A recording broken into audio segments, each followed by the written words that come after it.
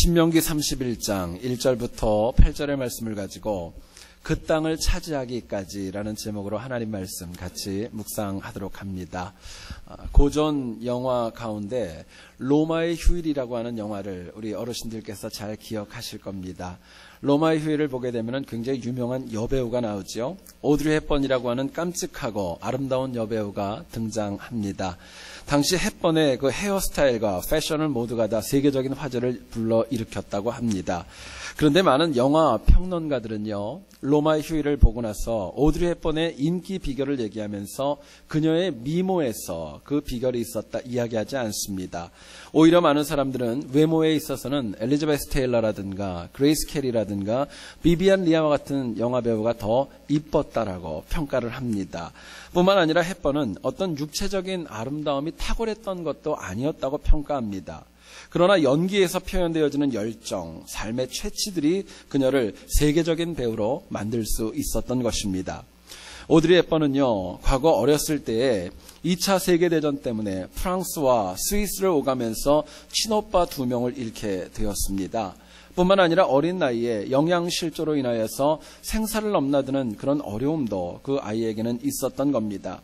그렇기 때문에 오드리 헵번은 훗날 유명해진 다음에 아프리카 어린이들을 돕는 데 있어서는 정말 힘있고 능력있게 동참하였습니다. 겉으로는 굉장히 화려했습니다. 세계적인 배우가 되기까지 참으로 많은 일들을 겪고 체험한 것이 그 여인을 더 강하게 만들어 주었던 것입니다. 여러분, 사람이요, 어떤 위치에 이르거나 또 어떤 목적에 도달하기까지는 참으로 많은 일들이 있을 수밖에 없는 것입니다. 어떤 경우에는 나에게 정말 소중했던 사람을 잃어버릴 수도 있는 것입니다. 뿐만 아니라 현실이 너무너무 두렵고 힘들어서 어찌할 바를 모를 때도 우리 인생 가운데는 적지 않습니다. 많은 분들이 이 어려움이 꼭 나만 겪는 거라고 생각할 때가 있습니다. 근데 가만히 보면은요, 여기 앉아있는 저와 또 우리 모두에게도 이러한 인생의 어려움들은 때마다 일마다 다 있는 것이 마찬가지이고 당연한 것입니다. 같이 읽은 본문의 내용을 보면 출애굽 2세대와 여호수아가 가나안의 입성을 앞두고 겪을 수밖에 없는 큰 변화의 내용을 저희들에게 말씀합니다. 모세는 무려 40년 동안 이스라엘 백성들을 이끌었지만 이제는 더 이상 가나안을 넘어갈 수 없다고 막바지의 상황을 이야기합니다. 아직 약속의 땅, 가나안 땅에 입성하지 못했는데도 모세는 계속해서 이스라엘 백성들과 여호수아를 불러 얘기합니다. 강해라, 담대해라, 두려워하지 말라 이야기하고 있습니다. 물론 이어지는 그 여호수아서를 통하여서 이스라엘 백성과 여호수아는 가나안 정복 전쟁을 제대로 잘 감당했던 것을 알 수 있습니다.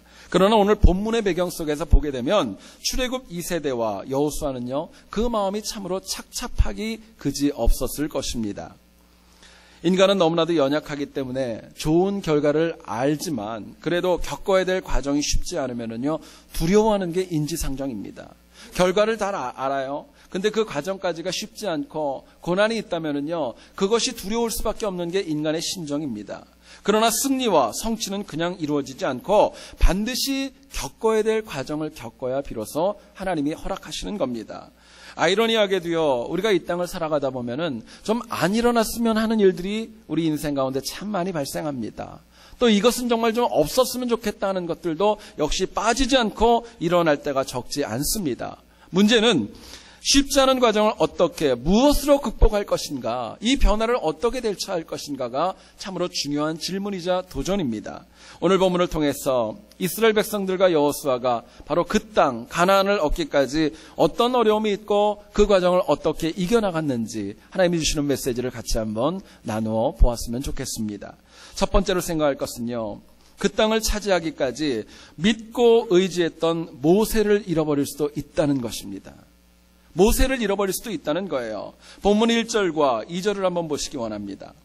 또 모세가 가서 온 이스라엘에게 이 말씀을 전하여 그들에게 이르되 이제 내 나이 120세라 내가 더 이상 출입하지 못하겠고 여호와께서도 내게 이르시기를 너는 이 요단을 건너지 못하리라 하셨느니라 말씀하고 있습니다. 여러분, 이스라엘 백성들에게 출애굽 1세대와 2세대들에게 모세는요, 가장 든든한 버팀목이었습니다. 물이 없었을 때, 고기가 없었을 때, 두렵고 떨릴 때 모세에게 원망하면은요, 모세는 힘들었지만 모든 문제를 다 해결해 주었습니다. 이스라엘에게 필요했던 율법을 허락받았고요. 또 이스라엘 백성들이 하나님 앞에 예배드릴 수 있는 성막도 모세를 통해 이스라엘 백성들에게 주어졌습니다. 힘들고 어려울 때마다 모세의 중보기도가 있었고 격려가 있어서 이스라엘 백성들은 다시 일어나서 다시금 가나안을 향해 갈 수 있었던 겁니다. 결국 가만히 보면은요, 오늘로 저희들이 모세를 62회째 말씀을 묵상합니다. 모세가 있었기 때문에 출애굽 백성들의 가나안 여정이 온전히 이루어질 수 있었던 것입니다. 근데 모세는요, 일부가 아니라 온 이스라엘 백성들을 앞에다 모아놓고 얘기를 합니다. 나는 요단강을 넘지 못한다는 것입니다. 가나안 땅에 너희와 함께 못 갈 것이다. 분명히 이야기합니다. 결국 치열한 가나안 정복 전쟁을 앞에 두고 이스라엘 백성들과 여호수아는요, 모세 없이 그 땅을 정복해야 되는 크나큰 숙제 앞에 맞닥뜨리고 말았던 것입니다. 여러분, 우리가 이 땅을 살아가다 보면은요, 때로는 모세처럼 꼭 있었으면 하는 존재가 있고 또 그 필요한 것이 어떨 때는 내 의지와는 상관없이 사라질 때가 있습니다. 가만히 보면 그렇죠. 잘 몰랐는데 무엇인가가 너무너무 내가 그를 의지했고 나에게 든든했고 또 그것이 그럼에도 불구하고 사라질 때가 우리 인생 가운데 있다는 거예요. 그것이 사람이 될 수도 있습니다. 물질이 될 수도 있고요. 또 건강이 될 수도 있는 것입니다. 생각해보면 그동안 그런 대로 잘해왔는데 이제는 그 모세라는 존재, 성경에 나오는 모세가 아니라 내 삶 속에 있는 뭔가의 그 모세와 같은 존재가 없어짐으로 인하여서 자신감을 잃어버리고 나도 모르게 위축되어질 때가 우리 인생 가운데 적지 않다라는 것입니다. 자, 그렇다면은요, 우리 인생 가운데 내가 그렇게 믿고 의지했던 모세가 잃어버릴 수 있는데요, 모세가 없어질 때, 모세를 잃어버릴 때 그때 내가 이것을 어떻게 이겨야 될까 묻게 됩니다. 본문은 저희들에게 이렇게 도전합니다. 신앙인이 영적으로 자립해야, 영적으로 자립할 때에 비로소 내가 그렇게 의지했던 것이 없다 할지라도 넘어지지 않고 설 수 있는 것입니다.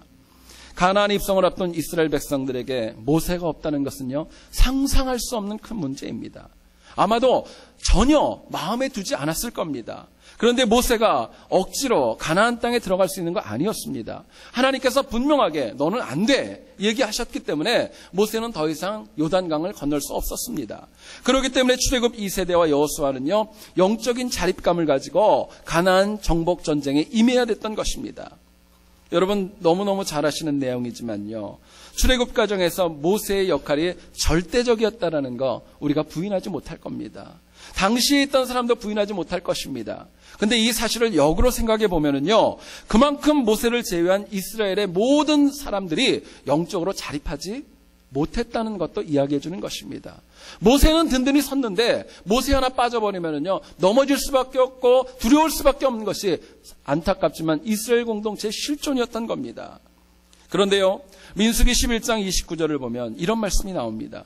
모세가 그에게 이르되 내가 나를 두고 시기하느냐, 여호와께서 그의 영을 그의 모든 백성에게 주사 다 선지자가 되게 하시기를 원하노라 말씀합니다. 출애굽 여정 가운데 이스라엘 진에서 엘닷과 메닷이 예언하는 일이 발생을 하게 됩니다. 여호수아가 그것이 마음에 들지 않았습니다. 그래서 모세에게 와서 그들이 예언하는 거 좀 멈췄으면 좋겠다고 불평을 합니다.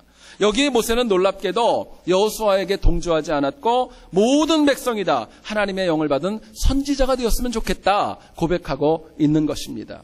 이유가 있습니다. 모세는 이스라엘이 누군가를 의지하고 사람을 의지하기보다는요, 영적으로 하나님과의 만나서 자립을 할 수 있기를 원하는 마음이 너무나도 강했던 것입니다. 여러분 상상을 해보시죠. 이스라엘 백성들 가운데 영적으로 자립이 되어져 있었다면요, 저희들이 62주 동안의 말씀을 묵상할 때 그 많은 사건들 어쩌면 많이 줄었을 것입니다. 어쩌면 그 어려움과 원망과 불평 반이 아니라 10분의 1로 줄었을지도 모르겠습니다. 왜냐하면 영적 자립을 통하여서 어떤 문제에도 요동하지 않는 그 은혜를 받을 수 있기 때문에 그렇습니다. 여러분, 패역한 세상에 승리하려면요, 내가 영적으로 자립할 수 있어야 됩니다. 내가 영적으로 굳게 설 수 있어야 돼요. 매일 내 신앙이 누구 때문에, 어떤 사건 때문에, 어떤 일이 발생하면 흔들리고 왔다 갔다 하면요, 그건 자립한 거 아닙니다. 문제는 세상이 얼마나 악한가, 내 주변에 있는 사람들이 얼마나 패역한가, 이게 중요한 거 아닙니다. 내가 얼마나 영적으로 바르게 서 있는가, 이게 더 중요한 도전입니다. 영적 자립을 하게 되면은요, 세상의 어떤 일로도 쉽게 요동하지 않습니다.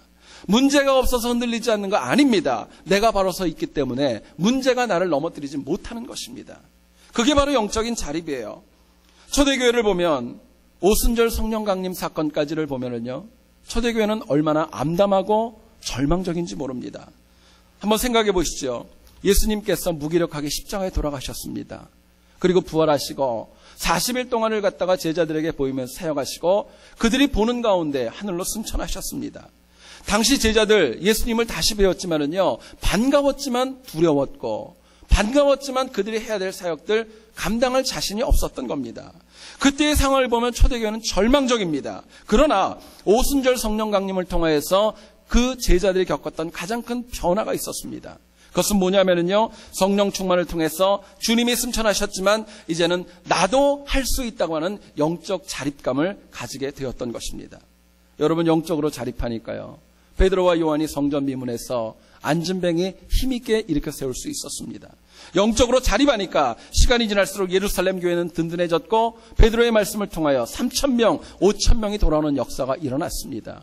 베드로뿐만이 아니라 모든 사도들이 영적으로 자립하고 나니까 예수님께서 승천하면서 하셨던 말씀 그대로 예루살렘과 온 유대와 사마리아와 땅끝까지 이르러 복음의 증인이 되는 사역이 힘있게 펼쳐질 수 있었던 것입니다. 여러분, 영적 자립은요, 내가 내 하나님을 인격적으로 만날 때 이루어지는 것입니다.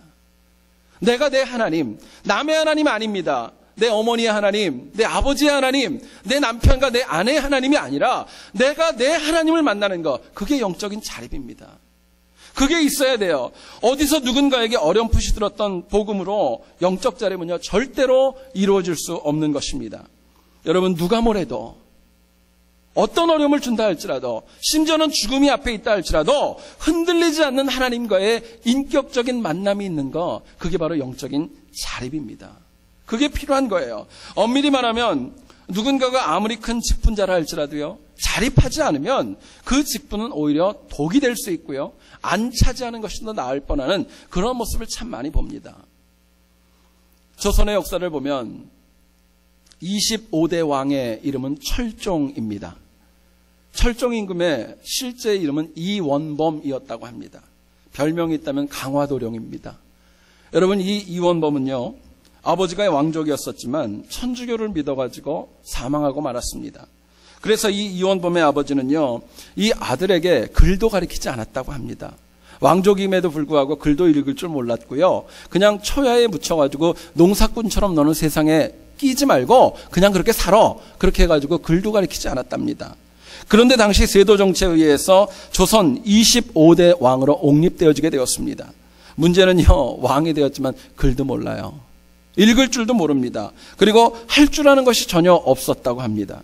조선왕조실록을 실제로 보게 되면은 철종이 등극하고 나서 작은 하급 관리를 임명하는 것도 할 수 없었다고 합니다.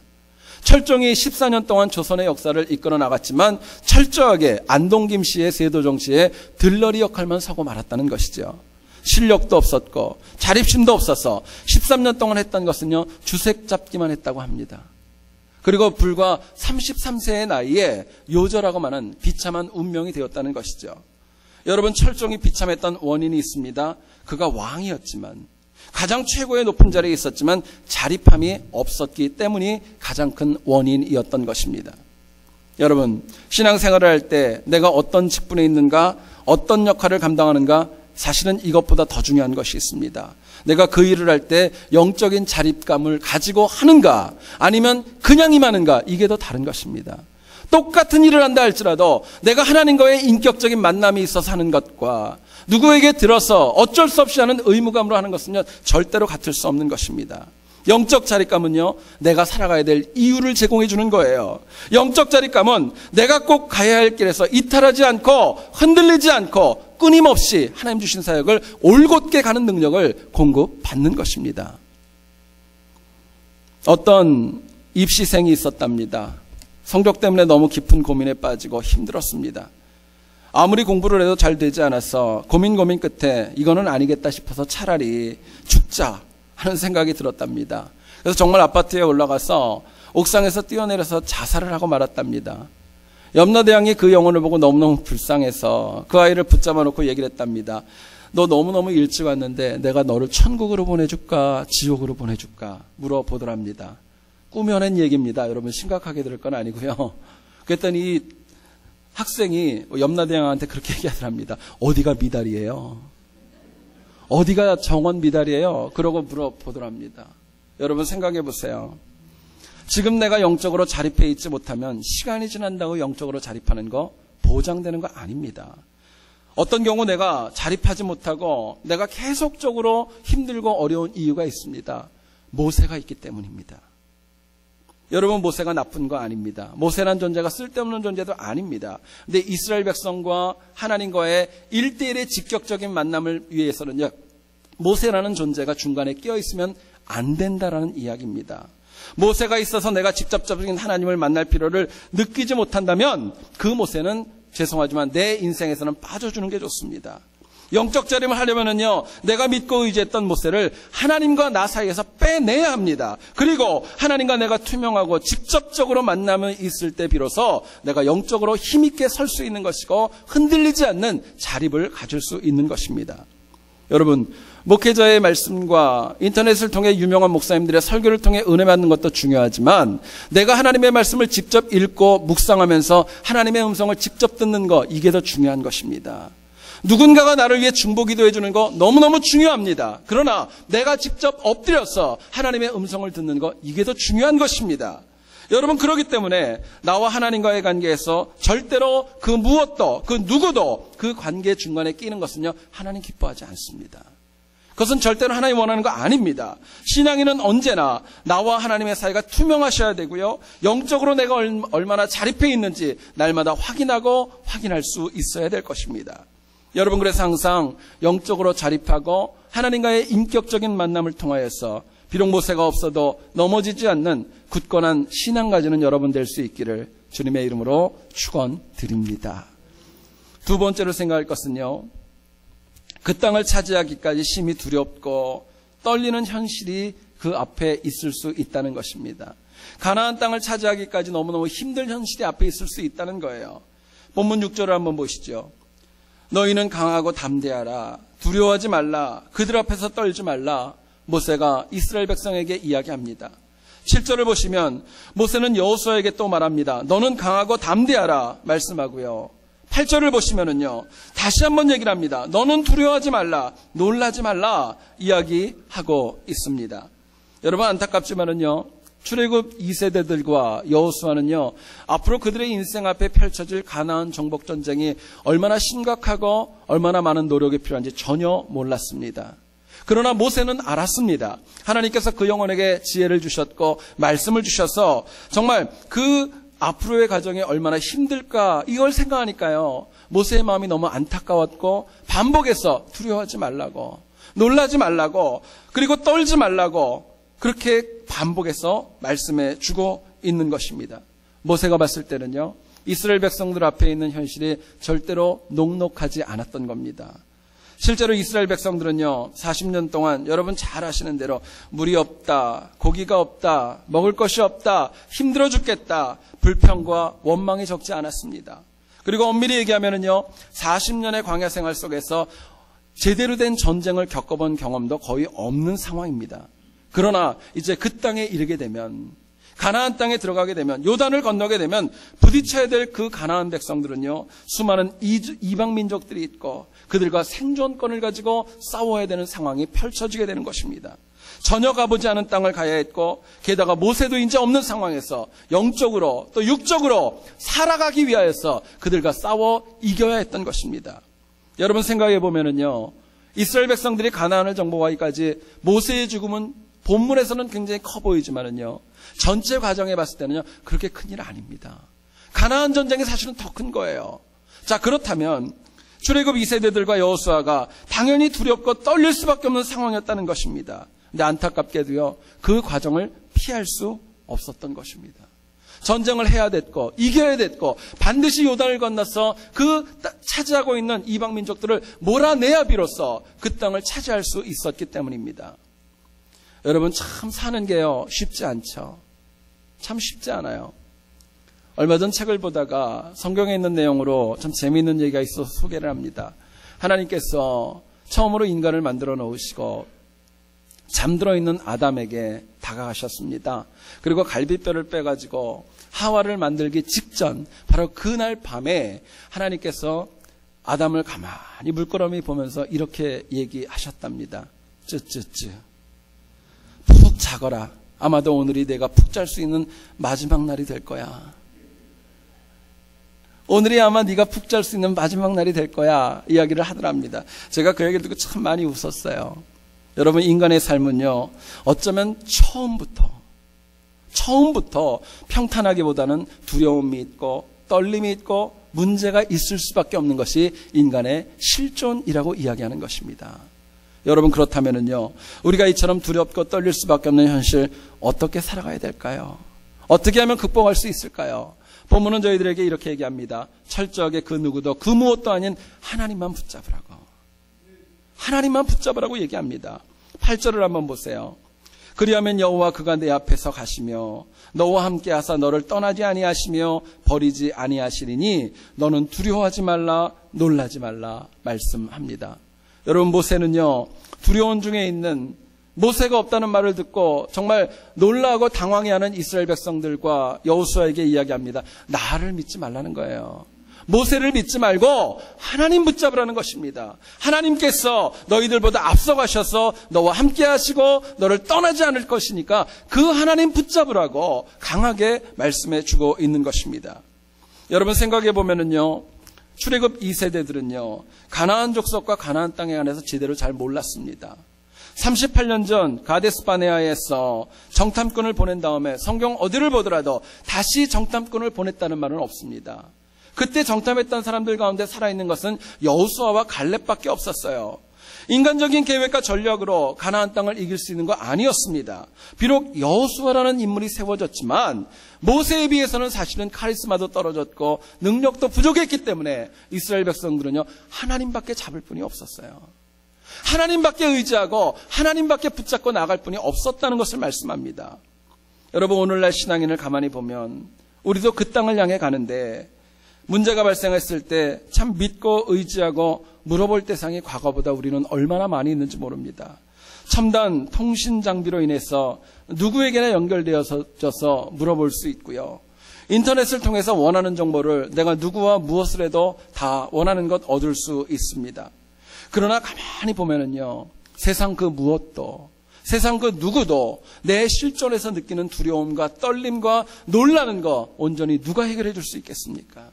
여러분, 부모님이 못하고요, 우리 자녀가 못하고요, 아무리 능력 있고 권세가 있는 친척이 있다 할지라도요, 그거 해결해 주는 거 아닙니다. 우리가 가지고 있는 떨림과 두려움은요, 오직 하나님 붙잡는 것밖에 없는 거예요. 많은 불신자들이 얘기할 때 하나님 붙잡는 게 막연해 보이고 생각 없어 보이지만요, 아니요, 그게 제일 빠른 길이고 그게 제일 분명한 길이고 그게 제일 정확한 길이라는 거 마음에 새기고 또 새기셔야 될 것입니다. 여러분, 야곱은 바로왕 앞에서 참으로 험악한 세월을 살았다 고백했습니다.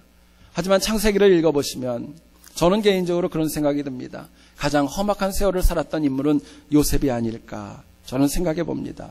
17살의 나이에 신영들에게 울며 불며 매달리는데 팔리는 거, 이거는 아무나 경험할 수 있는 일이 아닙니다.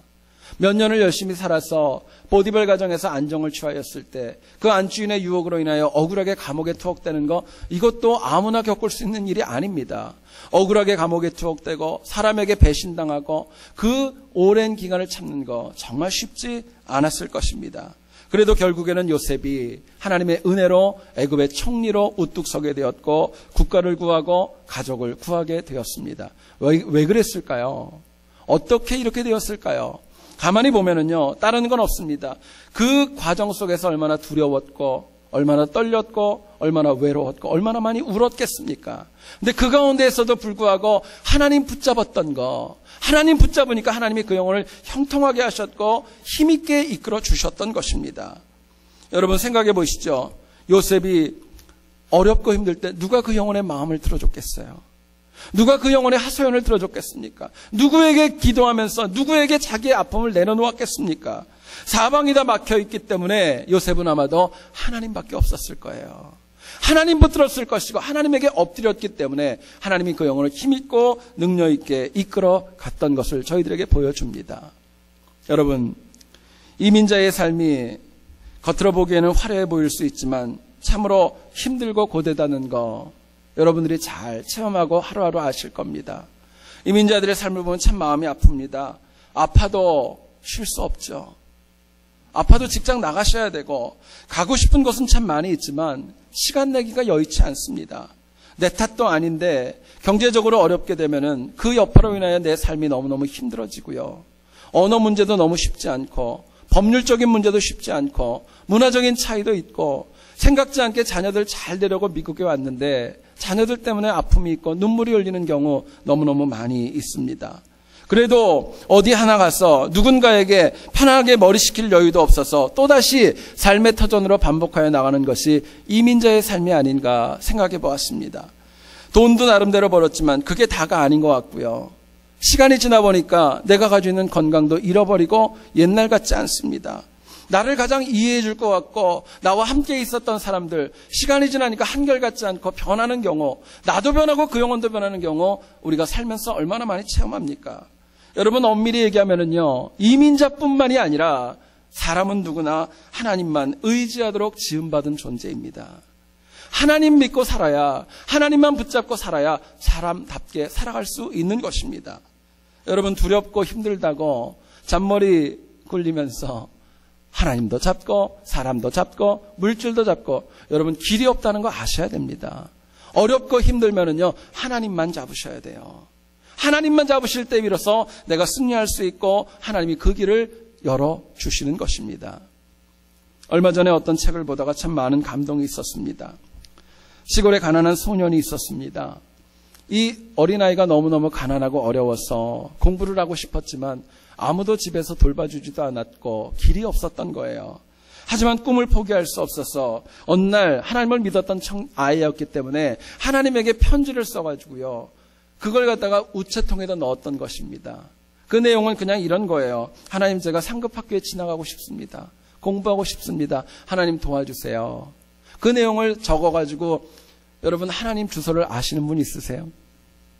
없잖아요. 그래서 그냥 봉투에다가 하나님께 라고만 써가지고 우체통에다 넣었던 것입니다. 그래서 그냥 겉봉투에 그렇게 쓰고 갔는데 문제는요, 우체국이라고 하나님의 주소를 알 수 있는 건 아니지 않습니까? 우체국에서 일하는 한 직원이 그 편지를 받고 읽게 되었고 주변에 있던 전남 해남읍 교회에 그 편지를 전달해 줍니다. 그리고 그 교회에서 담임을 하셨던 이준 목사님께서 이 소년의 이야기를 읽고 또 독지가를 만나게 해서 공부할 수 있는 길을 열어주었습니다.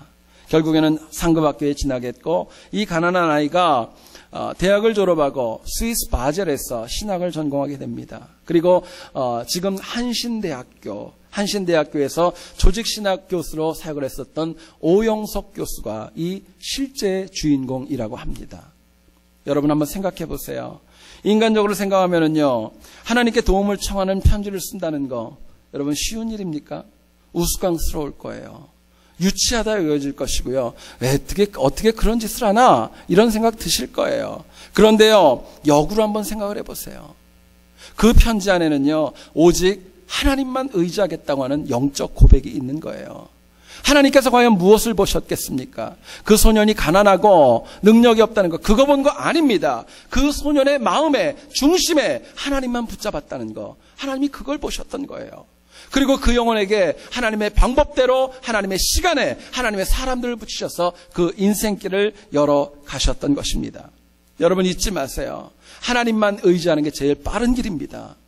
하나님만 의지하는 것이 가장 지혜롭고 하나님만 의지하는 것이 가장 온전하고 정확한 길입니다. 우리 삶에 그 땅을 차지하기까지 아직도 여러분, 우리도 많은 일들이 남아 있습니다. 모세가 죽음을 예고했을 때 이스라엘 백성들 가나안 전쟁이 앞에 있었죠. 우리 인생길도 하나님 나라에 가는 그날까지 많은 일들이 기다리고 있을 거예요. 두렵고 떨리는 인생의 복병들이 아직도 안타깝지만 많이 있을 겁니다. 그러나 그럼에도 불구하고 신앙인은요, 절대로 하나님만 의지하셔야 됩니다. 종교개혁을 보면 종교개혁의 많은 분들이 라틴어를 가지고 자신들의 신앙을 고백했습니다. Sola fide, Sola scriptura, Sola gratia, Soli deo gloria 이야기했습니다. 무슨 뜻이냐면요, 오직 믿음으로 가겠다는 것이고, 오직 은혜로 가겠다는 것이고, 오직 성경으로 가겠다는 것이고, 오직 하나님의 영광만을 위해 살겠다고 하는 고백이 그 네 단어에 들어가 있는 것입니다. 여러분, 솔로몬이 하나님께 지혜를 구했을 때 하나님은 솔로몬에게 부와 명예와 권력과 장수와 능력을 주셨습니다. 사무엘을 달라고 하나님 앞에 간절히 엎드렸던 한나, 사무엘뿐만이 아니라 성경을 보면 3남 2녀의 자녀를 주셨습니다. 여러분 잊지 마셔야 될 것, 하나님만 믿고 의지할 때는요, 하나님이 더 좋은 것으로 주시는 겁니다. 더 많이 채워주시는 거예요. 내가 상상한 것보다 더 많은 것으로 공급해 주시는 겁니다. 여러분, 어려울수록, 두려울수록, 내가 힘들면 힘들수록 더 하나님만 붙잡고 살아가는 거, 그게 신앙생활입니다. 쉽지 않습니다. 그런데 거기에는 반드시 열매가 있고요, 반드시 하나님의 개입하심이 있고 하나님의 능력이 그 가운데 존재하는 것입니다. 여러분, 우리가 그 땅을 차지하기까지 힘들고 어려워도 하나님만 붙잡고 승리하고 하나님만 붙잡고 앞으로 나가는 우리 모두 될 수 있기를 다시 한번 주의 이름으로 축원드립니다. 여러분, 사람이요 2년에서 3년 동안 한 번도 감기가 걸리지 않으면 암 환자일 가능성이 많이 있다고 합니다. 참 놀라운 이야기죠. 요즘 들어서 감기 때문에 참 많은 분들이 고생하는데, 내가 감기가 좀 이렇게 다른 분보다 좀 많이 걸리면 힘들지만요, 나는 암 환자는 아니라고 생각하시면 돼요. 진짜 2년에서 3년 동안 내가 감기가 걸리지 않고 나는 튼튼해, 이거는 뭔가 something wrong이라는 거예요. 여러분, 우리가 이 땅을 살아갈 때 감기 쉽지 않죠? 여러분, 감기 오면 얼마나 힘들어요. 기침도 하고 잠도 못 주무시고 춥고 오한이 있고. 근데요, 그게 우리 인생에 필요하다고 얘기하는 것입니다. 우리 인생에는요, 아플 때도 있는 것이고 회복될 때도 있는 것이고요, 또 하나님의 은혜가 있다고 얘기합니다. 그렇기 때문에 우리가 이 땅을 살아갈 때 때로는 모세를 잃어버린다 할지라도 영적으로 자립하셔서 꿋꿋하게 앞으로 나가셔야 됩니다. 뿐만 아니라 하나님만 의지하고 하나님만 붙잡고 두렵고 떨리는 현실에서 절대로 넘어지지 말아야 승리할 수 있는 것입니다. 그래서 여기 있는 우리 모두가 다 그 땅을 차지하기까지, 그 땅에 가는 과정 속에서 담대히 앞으로 나가 승리하는 우리 모두와 우리 새한교회 될 수 있기를 다시 한번 주님의 이름으로 축원드립니다. 우리 이 시간에 같이 하나님 앞에 찬양하면서 기도합시다. 우리 처음에 했던 거예요.